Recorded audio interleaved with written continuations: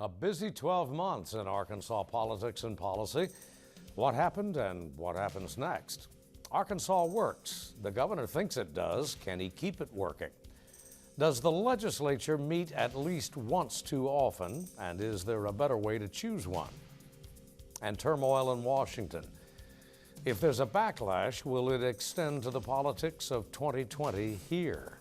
Stand by for Arkansas Week. Local broadcast of Arkansas Week is made possible in part by the award-winning Arkansas Democrat-Gazette, Arkansas's largest major newspaper, bringing you local, national, and international news since 1819. By the Arkansas Times, keeping you informed by covering people, events, and politics in Arkansas.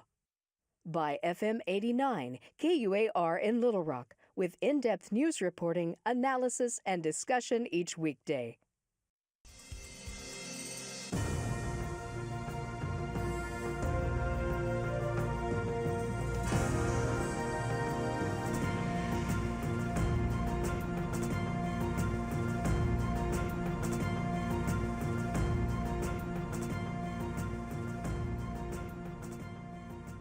Hello again, everyone. Thanks for joining us. And of course, happy holidays. Sort of an end of the year review and a look forward to 2019 in Arkansas politics and policy. There was rather a lot of it in the 12 months just concluded. And we have two perspectives tonight. If you don't know these guys, well, you'll soon enough figure out which one's from the left and which one's from the right. Anyway, Michael Cook joins us from Cook Consulting and a former senior executive of the Democratic Party, and Bill Vickery, longtime Republican policy advocate. Isn't that a nice way to put it? That's a nice way to put it. You didn't have to put long time, though, Steve. That usually has we're all, yes. we're all old around here. It was no surprise. I mean, the governor, Asa Hutchinson, is winding up his first term, and it's entirely predictable and yet nonetheless significant that at the end of a first four-year term, when he gets two. But at the end of a four-year term, he has consolidated his standing not only within the party, but really over the state government. Both chambers still in Republican hands. Bill? Yeah, look, Asa's style has been very pragmatic, very sort of results-oriented, very goal-oriented. So, and he's moved sort of the ship, I think, like an oil tanker, the state being an oil tanker. He's turned it slightly in a more conservative direction, but doing so very carefully over a period of time, as opposed to some sort of wild move that would possibly negatively impact whether economic development or whatever it might be. So I think that's why you saw a really popular Asa Hutchinson win in November. The Republicans still firmly control both the House and the Senate. You look at the federal races, the party's still firmly entrenched. But I'll say this, you know, Democrats, listen, I've been on that side, and Democrats, I think, are making the right moves, fielding candidates at the state legislative level and working up from there. There are a lot of contested legislative races here. So while Republicans, while we can feel happy about being in the majority, I think have to be vigilant and continue to produce results, because the minute you don't, I think the Democratic Party's there. Yeah, Michael Cook. Yeah, Asa won handily this time around. He had a good challenger in Jared Henderson, but at the end of the day, it was not much of a contest, unfortunately. So Asa now is, gets to run the ship of state. Be curious to see a lot of the fights this coming legislative session may be among Republicans, different factions, and will he have to rely on some Democrats to kind of get parts of his agenda passed, possibly, but we will talk about that, I'm sure. Unfortunately, Democrats, I would echo what Bill said, we put up a lot of great candidates this year, all up and down the ballot. Unfortunately, it didn't make much of a difference in terms of the electoral wins. But certainly not in the ballot, not the raw numbers. Yeah, not the raw numbers. But the bottom line is that it's a long process. You have to keep putting up good candidates. You have to keep hitting your message. You have to keep fighting the fight. But it's still going to be a long time until Democrats make a significant impact. We won 2 House seats, but then we lost 2 House seats in the state legislature. So we came out right where we started at the end of the day. Long way to go, but Brother Vickery mentioned that there was a challenger to Mr. Hutchinson from the right and the hard right. She didn't have a lot of money, but she didn't make much impact one way or the other. That was really telling, because I think the knock on the governor amongst sort of party insiders was that he wasn't being conservative enough and that he was too pragmatic, and he was, And it was funny to Echoes of Mike Huckabee, you know, it was funny that somehow Asa Hutchinson was not conservative enough, and because he'd been knocked his whole political career for being too conservative. And so internally, I think that sort of butt whooping that he put on in the primary was a real signal to everyone that he's still the sheriff in town, that you may have some noisy folks over here on the far right, but they're a very, very, very small minority, and they're not willing to do the things to really organize and have elective success. They just want to make a lot of noise on social media. And so winning convincingly, close to 70% of the Republican primary vote, totally coalescing the entire party behind him, I think was even more impressive than his general election showing. We're a conservative state, he was always going to win the general election, but I think that was far more impressive, was the primary win. Yeah, it's interesting too that Mr. Hutchinson takes office and announces the time for, well, I can't remember now what it called, the private option. Time for the private option is over. It's done with. And then turns right around and creates Arkansas Works. Yeah. Which is basically the same thing. Almost. Yeah, I mean, I want the money, but I don't want the label. Right, rebranded it. Yeah, exactly. Yeah. Well, he's now facing a slightly different Senate. If either chamber changed much, it appears to be the Senate. It tilts a little bit more to the right this time. Yeah. He needs that money. It's critical for budget purposes, there's no doubt about it. And when you look at the program and what it delivers, they're in a situation where, because we have to reappropriate the budget every year, it becomes this Bataan death march of political tests where you see every vote necessary. And by the way, this is what empowers individual members of the legislature. Elections have consequences. These people, literally every vote counts because a supermajority is necessary to pass the budget. So I think it's become a much more conservative program. The work requirement, I think the governor's being beaten up with on the left, I think is something that he champions on the right. And you see a lot of conservative members that appreciate that. So interesting to see. I think it passes again. I think the budget passes again. But a yearly battle, there's no doubt about it, politically. Yeah, but there's this. There are some legal challenges underway. Well, he also has a problem. Arkansas Works. It's not so much the work requirement; it's the internet sign-up requirement. That's been the misphrase this whole time. It's not that Democrats are opposed to requiring work. It's that the way to sign up that they made the change, you had to go to a website that was literally closed at certain parts of the day. You couldn't even sign up. It was such a complete and utter mess, and now 17,000 people have lost their health care. That's the big problem that we've had with that change, is the way that you had to sign up. It's not the work requirement. And then also problem he faces is that if Arkansas Works does not pass again, we lose that money, but then can he get his tax cut through at the same time? It's sort of like you can't do both, I don't think, otherwise you wreck the state budget. So he has to get Arkansas Works passed to get his own tax cut proposal passed, otherwise the budget just goes up into complete disarray. Yeah, Bill, there's that litigation too out of state, which up at the what we see at the federal level, and our own Attorney General, Leslie Orr, which was a party to the lawsuit in Texas that looks like, at least initially, well, let's be blunt here, everything's going to bubble up to the Supreme Court. And it's interesting because I don't think any observer of the Supreme Court can really give you a definitive direction one way or the other that the nation's highest court would rule on in this particular instance. Because Chief Justice Roberts has been a little bit on both sides here, and obviously was a key vote 5 years ago. So we will see what the courts do, but meantime, you got to pass a budget now, you've got to pass Arkansas Works now, you got to do all that stuff now, and then sort of deal with the fallout of what a court decision may be in a year. Yeah, could make it very, very difficult. Yeah, look, at the end of the day, if it's overturned, that means thousands and thousands of Arkansans and millions of Americans lose their health care. This is real life consequences.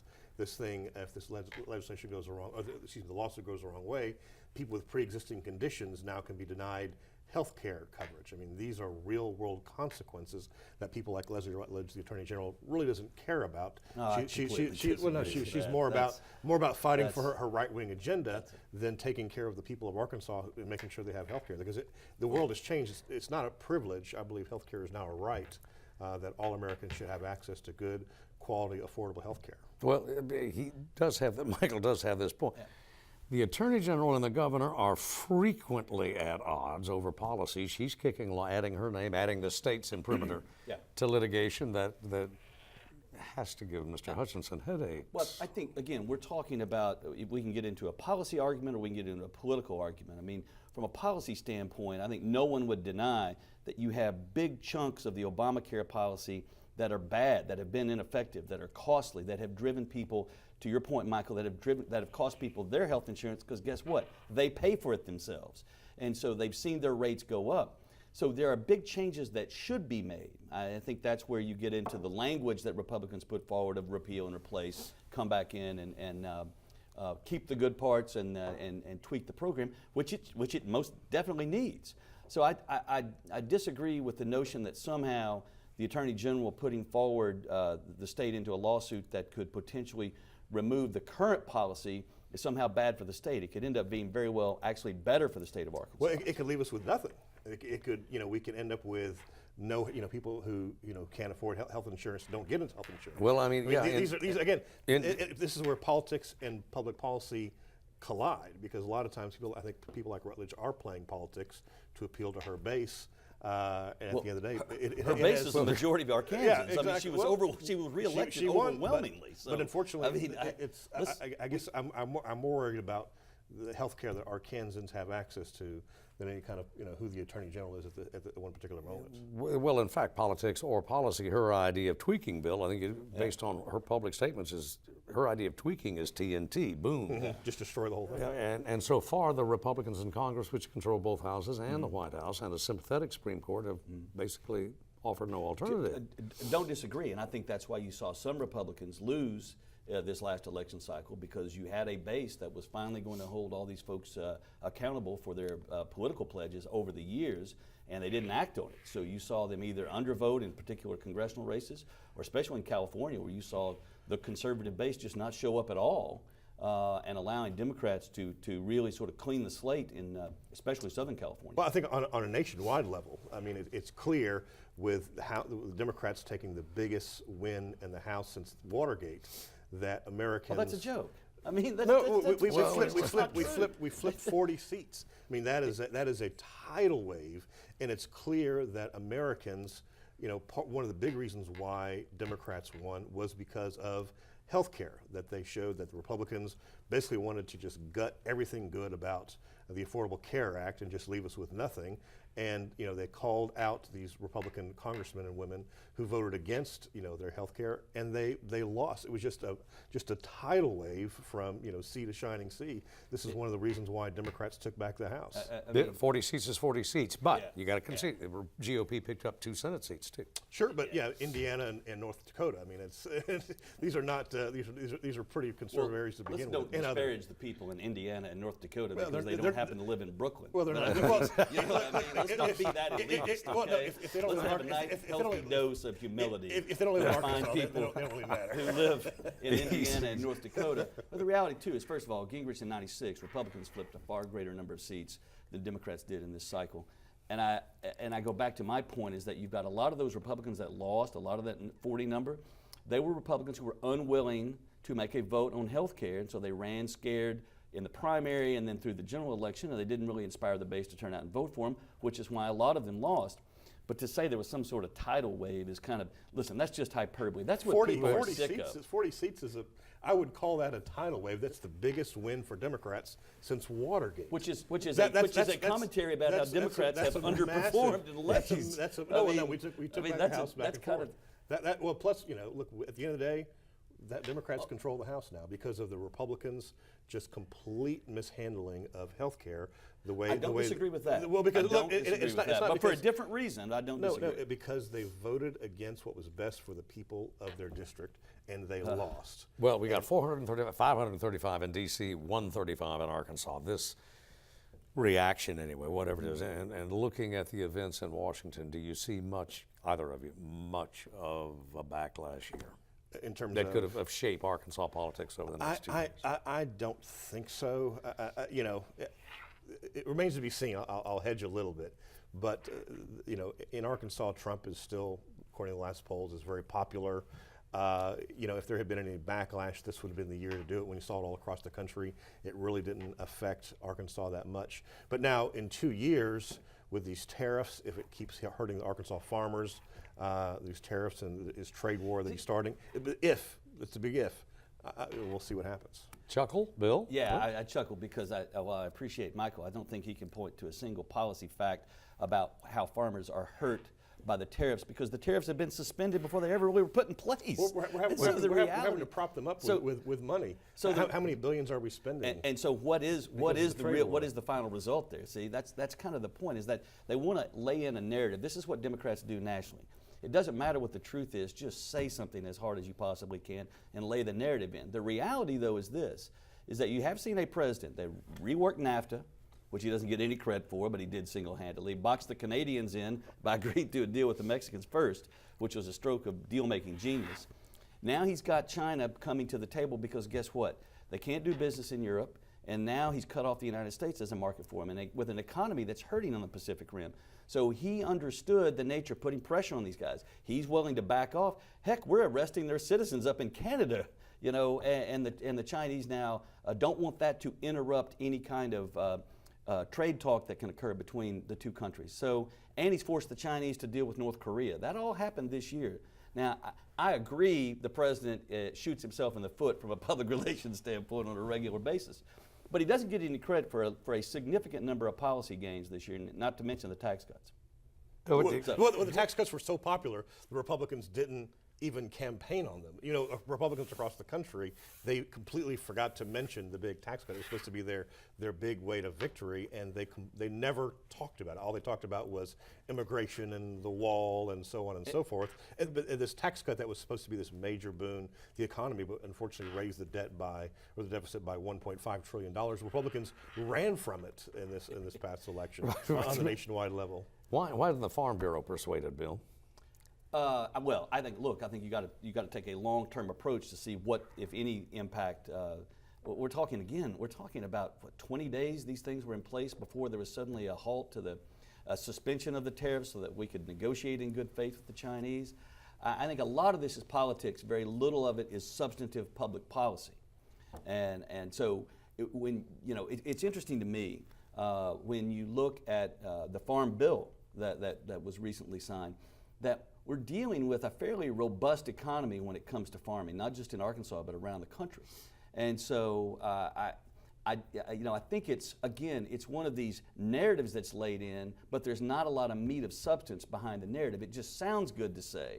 You know, a lot of farmers in Arkansas, they're concerned about not China, but they're concerned about Iran. They're concerned with foreign policy. They have a wide variety of concerns, and gone are the days when we just see this sort of monolithic concern about the Farm Bill. I mean, it didn't really help Blanche Lincoln that much when she lost, and that is because there is a shift politically, especially in East Arkansas. These folks are conservative people, and they have a wide variety of issues that concern them, and most of them stand alone. So,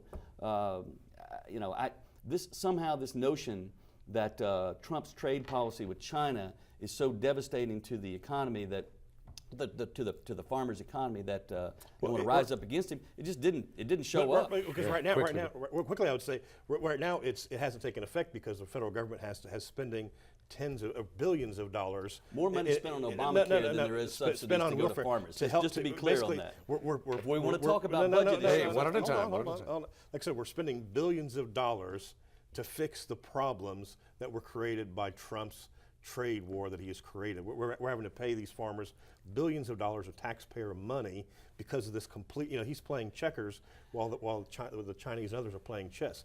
He's creating this big mess that's going to have. If we had 5 more seconds, we can solve this. Yeah, exactly. A couple of proposals already. One, that are interesting. One, do away with fiscal sessions. Another one that has some interest nationwide, and there's got to be a better way to reapportion the legislature and redistrict congressional seats. On the fiscal session. Any traction? on the fiscal session, I think that probably Vickery's gets, grinning over there. Go Yeah, ahead, well, man. I Michael, think, go well, I ahead, think he and I might agree on this one. I think on the fiscal session, I think it'll be put before the voters, and I think it'll probably pass. Anytime you tell the Arkansans, look, the state legislature will be less in session, that'll make them happy, regardless of who's in control. They don't want these people in the state legislature too much, so I think that ultimately passes. There's not terribly high esteem in which it's held right No. now. No. Bill, what about the redistricting, though? A Yeah, I commission, think some it's kind of- funny. Listen, Democrats lose power, and all of a sudden they want a commission to choose things, as opposed to the way that it's been for the last 150 years. That's not going to go anywhere. You elect people to office to make decisions. You don't elect them to go get a bunch of unelected folks to come in and make decisions. I'm not even sure that it's constitutional to begin with. But no, I don't see that. This is just a ploy by Democrats because they no longer control anything. So this is the reality. No matter what Michael's about to say, this is about raw power. And so they don't want Republicans to redraw the district lines because that has a decade-long impact on everything. I actually would disagree with Bill. I think I would reach over the top. I think nationwide we should have nonpartisan commissions. I don't think any states should let the politicians pick their districts, whether it be California, Texas, Indiana, whatever state it is. I think you should have nonpartisan commissions. You know, right now you have these politicians who get to decide how their district is drawn. Whether it's in Maryland or California, it's gotten so high tech with the software we can do, where you can pinpoint street by street where politicians keep themselves in office by picking the people they only vote for, who are only going to vote for them. It's never going to come out of the state legislature. This bipartisan thing. they're never going to put that up. But I do think it'll probably, and based on polling I've seen, it'll probably be on a ballot by citizens initiative, and I bet you it'll be very close or might even pass in time for the 2022. In fact, I think those of us who've been around for a while have seen general assemblies controlled by either party draw some, or the Board of approve some pretty interesting districts. Right. We've Well, seen, although, a lot of gerrymandering. although as bad as Democrats did it in 2011, you know, the way they drew the lines, Republicans probably should just go, the Democrats do it again because they shot themselves in the foot the way they did it back in 2011. So Well, they were facing a tidal wave then too. I personally think that neither one passes, just because you've got to have money behind one or the other. It would be interesting to me, by the way, to see a secret ballot of the Arkansas State Legislature, where the way that they want to participate in a fiscal session every other year now, because they've become so tightly controlled, and for a short period of time, it is in essence sort of a glorified special session of the legislature because the budgets are pretty narrow. I know the governor enjoys kind of free reign when the legislature is not in session, so I don't think you'd see the governor be supportive of it. And I think probably a majority of legislators themselves would probably like to do away with it.